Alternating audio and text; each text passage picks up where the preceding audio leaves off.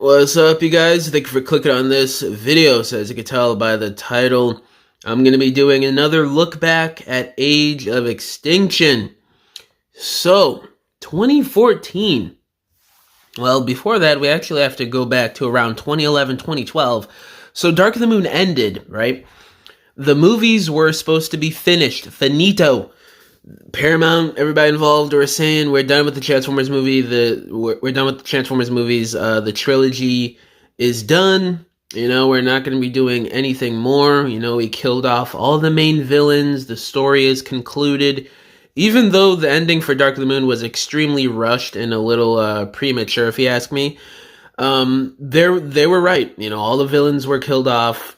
A lot of the heroes that we've liked over the years died, like Ironhide and stuff. So they were really left in a state of where to even go from there with the story. I mean, if you know a lot about Transformers lore, you know that the possibilities are basically endless. But in terms of the movies, you just don't know.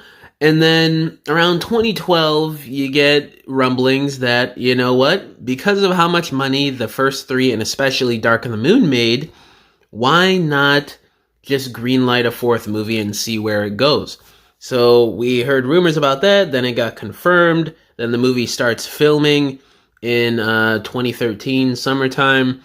And that was a crazy time, all the speculation about what if all these cars and KSI drones are actually Menasor and the Stunticons. Is Unicron involved in this movie? Is Hot Rod in it? Is Galvatron really in this? Or is it just Megatron again? There was just so many rumors and speculation going on in 2013 when the movie was filming and when we got leaks.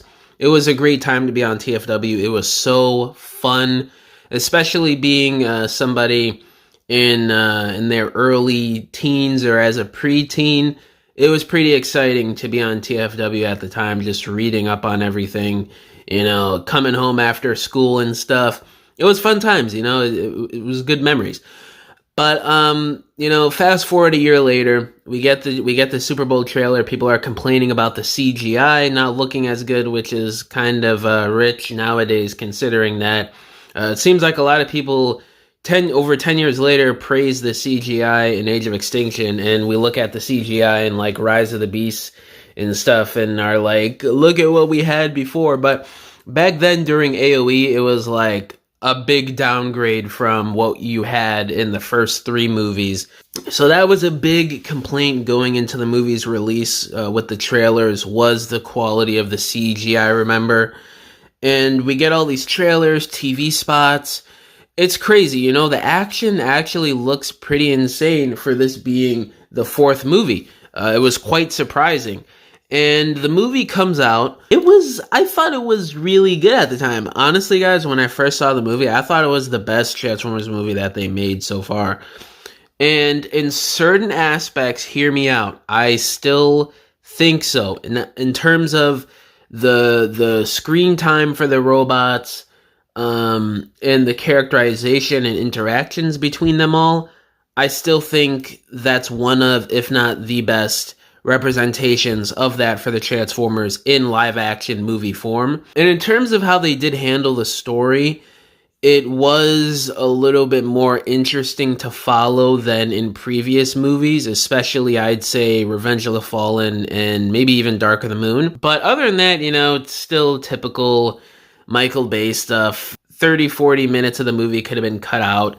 Typical stuff that we have complaints with in the Bayverse. It hasn't really aged that well either. You got the weird Romeo-Juliet scene and plot line, which is ridiculous. Within the context of the Bayverse, the overall story just doesn't make sense, especially with the last night's release contradicting a lot of what was established in that movie. For whatever reason, we still do not know till this day why they changed so much of the mythos that was already established, not even just in the first three movies, but in Age of Extinction as well, that basically catapulted the cinematic universe that they wanted to do at the time, along with them softly rebooting the franchise as well.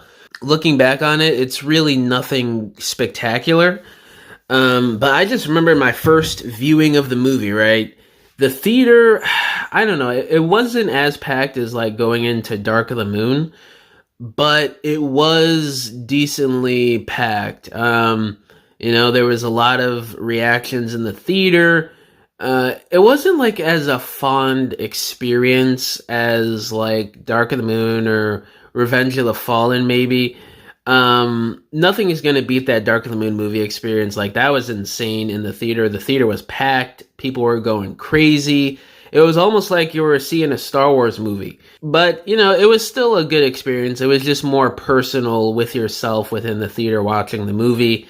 I'm going to tell you, like, that scene where Optimus and Lockdown face off towards the beginning, that was crazy. First time. The final battle, it was a little drawn out. Even preteen me was like, okay, this is a little much.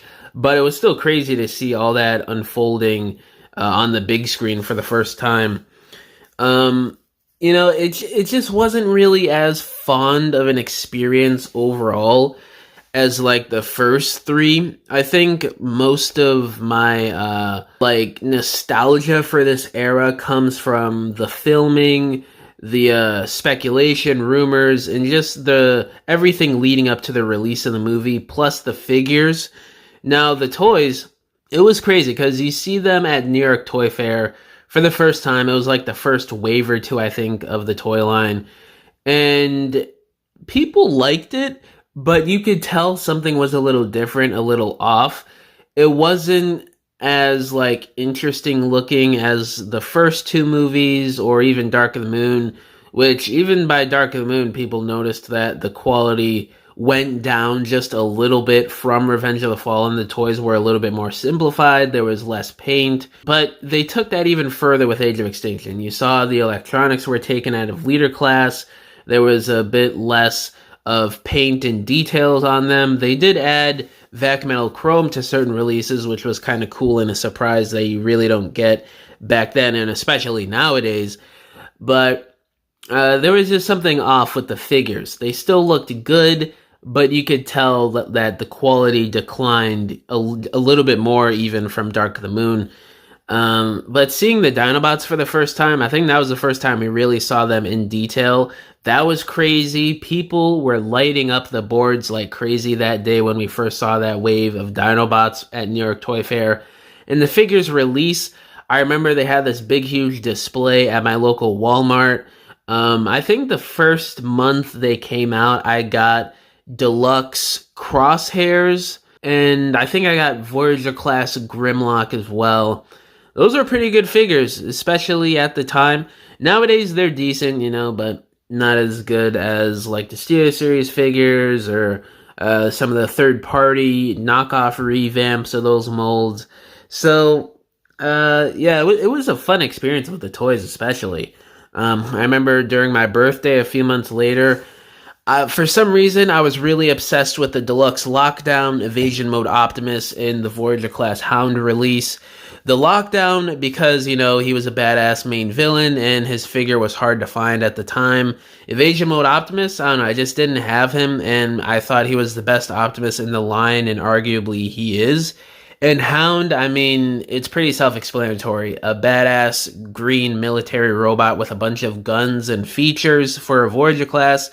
It's prime for a 12-year-old kid to be all over it. I wanted those three on my birthday, and we go to my random local Walmart. It's a lot smaller, and I go to the figure section, and I don't know, it was like a figure god miracle. All the figures that I wanted were there. It was like they just restocked like the previous day or two beforehand, and they had like one or two left of Lockdown, which, mind you, at the time was super rare.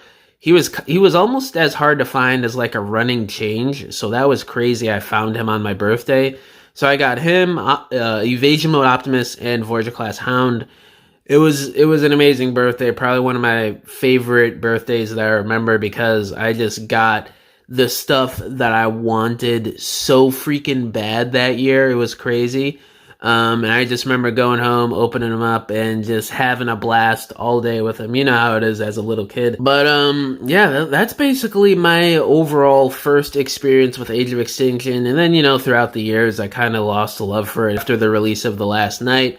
a lot of stuff in that movie just didn't matter anymore, and it wasn't even all that amazing to begin with, looking back on it. But yeah, guys, that was my personal experience with the release of the movie. Let me know down in the comments below, what is your personal experience with the release of Age of Extinction? And yeah, thank you all for watching this video. Catch you guys in the next one. Bye!